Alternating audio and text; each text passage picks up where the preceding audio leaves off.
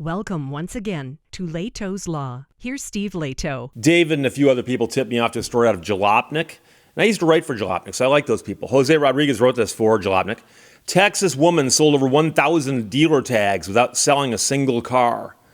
Police claim that illegal paper plates are being sold for profit in Texas to cover up crimes such as burglaries and auto theft. And of course, some people just want the paper tags because they don't feel like buying the real license plates.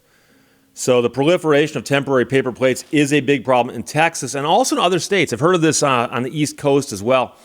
A 38-year-old woman from the greater Houston area was arrested for issuing more than 1,000 dealer tags from a so-called dealership without ever having sold a single car. Police claim that criminals are using the tags to mask identity vehicles and to make stolen cars harder to track. A Harris County search warrant revealed that the woman is 38 years old. She printed and sold 1,037 dealer tags through a fake dealership that was nonetheless registered to the Texas Department of Motor Vehicles.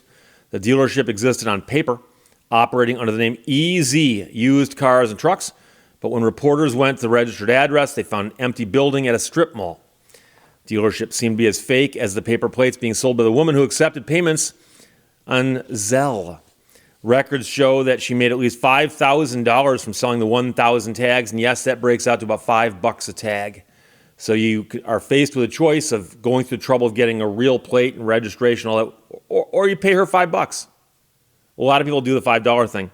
So she had a Facebook group called a Hustle Group, which police claim they've been able to reference to charge her with 2 felonies, money laundering and unauthorized reproduction and sale of temporary tags.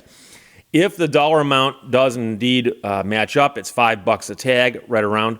It's a low price for what is essentially a tool used in the commission of a crime, or simply a replacement for a real tag. Tags are temporary plates printed on paper, which are reportedly reserved for dealership workers to be used on test drives and loaner vehicles, and I assume also given out to people who haven't gotten their real plates yet when they buy a vehicle. They're a common sight, so they evade scrutiny from police. The plates are not that difficult to produce because it's literally a piece of paper kicked out by a laser printer. I remember seeing articles in the news about people who simply just faked these on a home printer and sold them to people. The sale of similar paper plates has been ongoing for years. KHOU reported on a fake dealership in Houston that issued 7,800 temporary tags in 1 week in August of 21, which would of course be impossible to do if those were tied to legitimate sales. So the question I have is the dealership just printing these out and not reporting them to anybody? In that case, I'm curious to know how they figured out how many she had done, but we don't know these things. So meanwhile, the woman is out on bond pending trial for the felonies she's charged with. Harris County constables claim the problem is so widespread that Texas has had to launch dedicated task forces to deal with the paper tag problem. Texas state governor recently signed a House bill into law banning paper tags in the state and mandating metal tags effective in 2025. In the meantime, the Texas DMV has implemented features to make the tags harder to fake, and the state is now requiring background checks and fingerprinting for all those issuing dealer tags. So I can tell you that in many states, becoming a dealer is not that easy. In Michigan, they make you jump through all kinds of hoops and background checks, and they make you post a bond, and they do all kinds of stuff. But not every state is that difficult to do. But I remember hearing stories about people with car dealerships, either New York or New Jersey, over there, who had a thriving business just selling the temporary tags, which of course is illegal. And it's always, like I said, a question of, do they simply sell somebody a tag and pocket the money and not tell anybody? Or do they report the temporary tag to the state as a temporary? Because in my understanding, in many states, temporary tags are only good for 14 days or 28 days. Depends what kind of tag it is, though, because it says here these could have been dealer tags or that they put on like demos and stuff. A lot of states issue dealer plates. I can tell you in Michigan they do that. So a lot of times you go to a dealership, I want to test drive this car. A salesman will come walking out with a metal plate, and it says dealer on it. They put that in the car and you take it for a drive. And so they're good, legally to do that. But the paper tags is an issue because you see a car go by and it's got a paper tag on it. Usually the writing on it's not so good that you can read it as easily as a metal tag. And quite often it doesn't even have the identifying stuff on it the way it does with a regular plate. So you got a regular license plate that's got big, tall letters on it that you can see from a distance. A paper tag often says this tag expires on, and there's boxes filled in with a date. And so without pulling the driver over and saying, can you show me the paperwork for your temporary tag, there's no way for a police officer to know if it's real or not. But it looks like in Texas, there's a good chance it's a fake tag. You may as well pull them over. But I remember working at the gas station back in high school. And anytime somebody came in and used their mobile card, okay, so I go up to somebody, can I help you? Yeah, fill it up. They hand me their card. I fill up their car. I go inside. I get the imprinter, ka-chunk, that thing.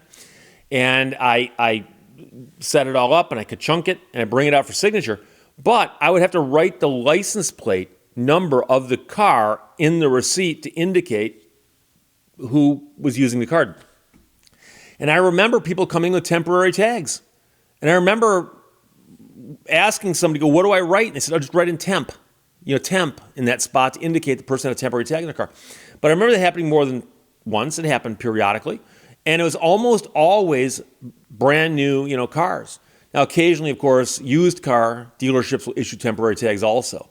And you'll often see them tape the inside of the back window because, of course, in a state where it might rain or snow, a paper tag on the outside of the car would get destroyed very quickly. And so you see a car driving down the road, it's got a temporary tag taped the inside of the back window.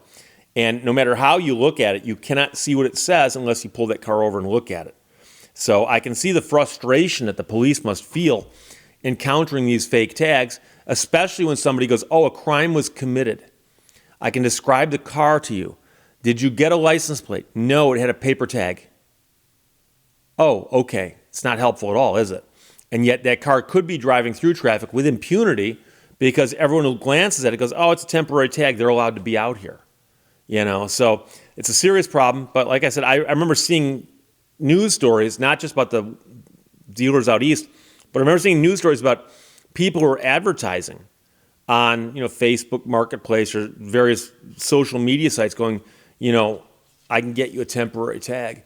And I seem to recall a TV station doing an undercover sting and meeting somebody at a gas station who just said, you got my money and make, $10, $20, and you flip them the money and they hand you a tag. That's not how you get a tag for your car from some guy at a gas station you met 5 minutes ago who you contacted through social media. So it's a crazy story because of the numbers. And I'm also surprised that she's selling the fake tags for apparently $5 a piece. $5 a piece. And so if that is a reflection of the marketplace, that is supply and demand, it might be that these things are so easy to come by that you can't get more than that for them, which indicates that Texas had a real problem, which apparently will be solved not next year, but the following year. So in 2025, paper tags are gone in Texas because of this woman. No, I'm joking. But this is why we can't have nice things, okay? A Texas woman sold over 1,000 dealer tags without selling a single car. Jose Rodriguez Jr. wrote that, and Jalopnik published it. David was one of the people who sent it to me. Thanks a lot. Questions or comments, put them below. Let's talk to you later. Bye-bye. Thank you for watching Lehto's Law. Give a man a fish and you feed him for the day. Teach him how to use the internet and he won't bother you for weeks.